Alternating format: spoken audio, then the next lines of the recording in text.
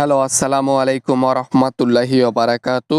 আমি ডক্টর ইউনুস বলতেছিলাম, বাংলাদেশ প্রধান উপদেষ্টা। আপনি কে বলছেন? দয়া করে পরিচয় দিয়ে তারপর কথা বলুন। ওয়ালাইকুম আসসালাম ওয়া রাহমাতুল্লাহি ওয়া বারাকাতু।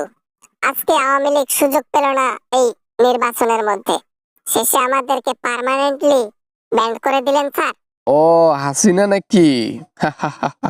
যে অন্যায় কাজ করে গেছো, তাতে তোমরা যে খোলাসাভাবে ঘুরে বেড়াচ্ছ, এটা কি কম কিছু? দল তো শুধু নিষিদ্ধ হয়েছে। কত বড় একটা দল, অন্তত এইবার সুযোগ দেওয়া উচিত ছিল স্যার। আমাদেরকে একটাবার সুযোগ দিন, একটাবার দেখেন, এইবার আমরা আর কোনো কিচ্ছু করব না। নেড়া মানুষ বেলতলায় একবার যায়। জনগণ তো 16 বছর গিয়েছে। তোমাদেরকে চেনা শেষ করেছে জনগণ। জনগণই তোমাদেরকে চায় না। স্যার স্যার, জনগণ চাক বা না চাক, আমাদেরকে একটাবার যদি ওই মনোনয়ন দিতেন, যদি একটু আমাদেরকে সুযোগ দিতেন, আসন দিতেন, হ্যাঁ, জয়লাভ করার একটু সিস্টেম করে দিতেন, এইবার আমরা দেশকে আরো এগিয়ে নিয়ে যেতাম।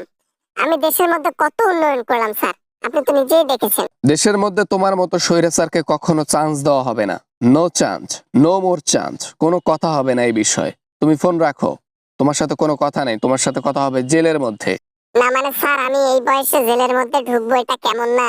এই বয়সে সে রিমান্ডে আমি আসলে কিছু সহ্য করতে পারবো না, তাই আর কি, আমাকে মাফ করে দেন সবাই।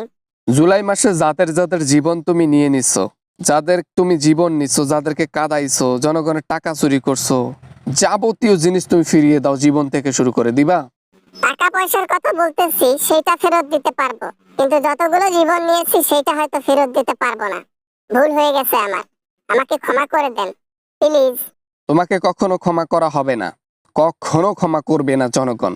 কখনো করবে না প্রশাসন। প্রশাসনকে ব্যবহার করে তুমি যে খারাপ কাজ করেছো, কখনোই এটার মাপ হবে না। প্রশাসনকে আবার আমি কি ব্যবহার করলাম? প্রশাসনকে কখনোই ব্যবহার করিনি। আমি এমন কিছু করি নাই যেটাতে প্রশাসনের লোকদের সম্মানহানি তো হয়, সম্মান চলে যায়। প্রশাসনকে ব্যবহার করে তুমি সাধারণ মানুষের উপর গুলি চালাইছো, সাধারণ মানুষের জীবন নিছো। আজকে প্রশাসনের লোকদের সম্মান নাই। পুলিশের তো সম্মান নাই বললেই চলে। রাস্তাঘাটে চলে সাধারণ পাবলিক সালাম পর্যন্ত দেয় না। কেন দেয় না? এটার পেছনে কি জানো? এটার পেছনে সম্মান নেই। আর এই সম্মান না থাকার কারণ হচ্ছে একমাত্র তুমি, হাসিনা। আবার না মানে আর কি, প্রশাসনের কথা বাদ দেন, জনগণ মাফ করলে প্রশাসনও আমাকে মাফ করে দেবে। আমি জননেত্রী শেখ হাসিনা, দেশের জন্য অনেক কিছু করেছি।